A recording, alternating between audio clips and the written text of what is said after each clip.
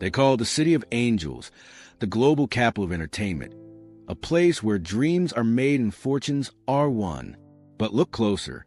Beneath the shimmering facade of Hollywood and the manicured lawns of Bel Air lies a staggering, heartbreaking reality, a growing humanitarian catastrophe on the streets. In Los Angeles County alone, an estimated 172,000 people were unhoused in 2025, a number that has swelled by double-digit percentages in recent years. This isn't just a number. It's a parallel city of tents, tarps, and despair, stretching from Skid Row to the Venice Boardwalk. It's a crisis of unprecedented scale, one that forces a powerful, uncomfortable question upon every resident and visitor.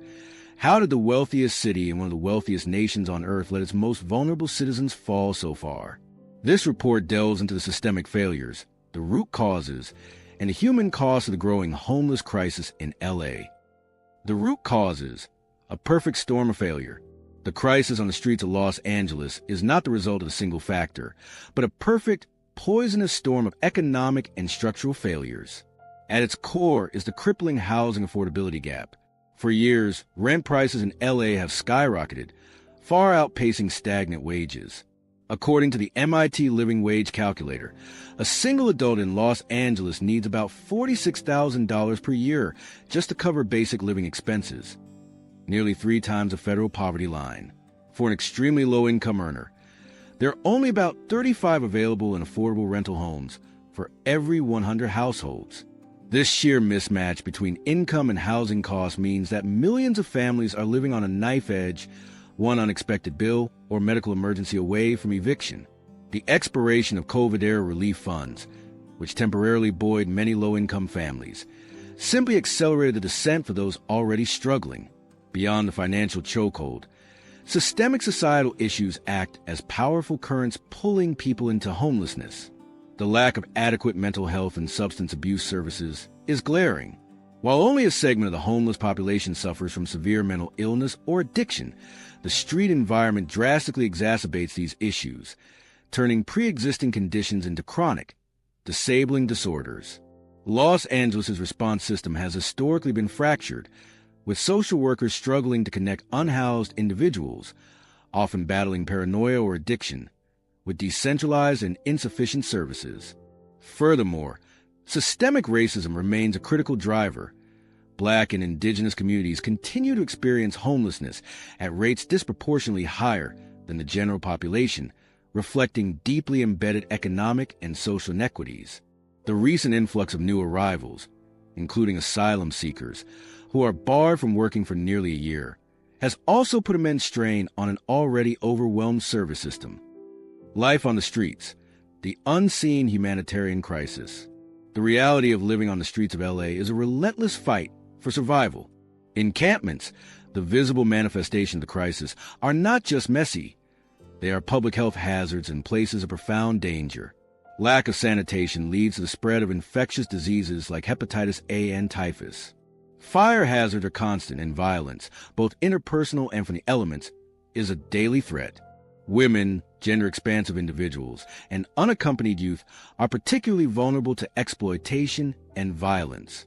The average lifespan of a person experiencing chronic homelessness is tragically low, often decades shorter than their housed counterparts. This isn't just a housing problem. It's a massive public health and safety emergency that affects everyone in the county. The famed Skid Row, a mere 50-block area, remains a microcosm of this tragedy, holding one of the largest stable populations of unhoused people in the entire United States, a testament to decades of concentrated urban poverty. Why? The political and fiscal maze. Where does the money go? In response to public outcry, the city and county have thrown vast amounts of money at the problem. Billions of dollars have been allocated through voter-approved measures like Proposition HHH. Yet, many Angelinos rightly ask, why isn't the situation improving? Part of the answer lies in the slow, high cost of building new housing, often delayed by bureaucratic red tape, legal challenges, and soaring construction costs that can push the price of a single supportive housing unit past the $500,000 mark. Another issue is the sheer scale of the need. Even with thousands of housing placements being made each year, the inflow of newly unhoused individuals often outpaces the outflow, making progress seem imperceptible. The city's strategies often appear fragmented, oscillating between compassionate, but often insufficient, outreach efforts and aggressive, controversial encampment sweeps that merely displace people from one neighborhood to another, breaking connections to the few available services. The debate is polarized. Some argue for aggressive enforcement and forced treatment, while others advocate for a pure, housing-first approach, recognizing that without a stable home, no other treatment can effectively take hold. The current system, with its layers of agencies and competing priorities, often fails to provide the coordinated, unified response that the crisis demands. A path forward, unified action, and radical change. Experts agree that piecemeal solutions are no longer enough. Fixing LA's homelessness crisis requires a radical, comprehensive strategy centered on three pillars. First, massive investment in deeply affordable and subsidized housing is essential, which requires cutting bureaucratic friction, reforming restrictive zoning laws, NIMBYism, and incentivizing high-speed, cost-effective construction methods.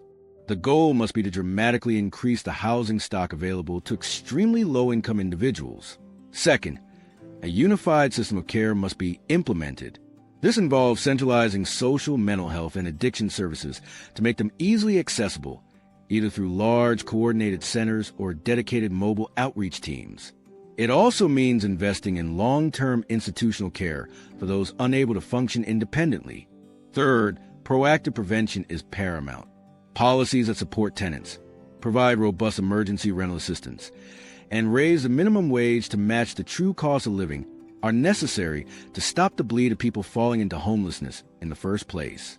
LA's crisis is a test of its character, a stark reminder that a society's true success is measured not by its extremes of wealth, but by how it cares for its most vulnerable citizens.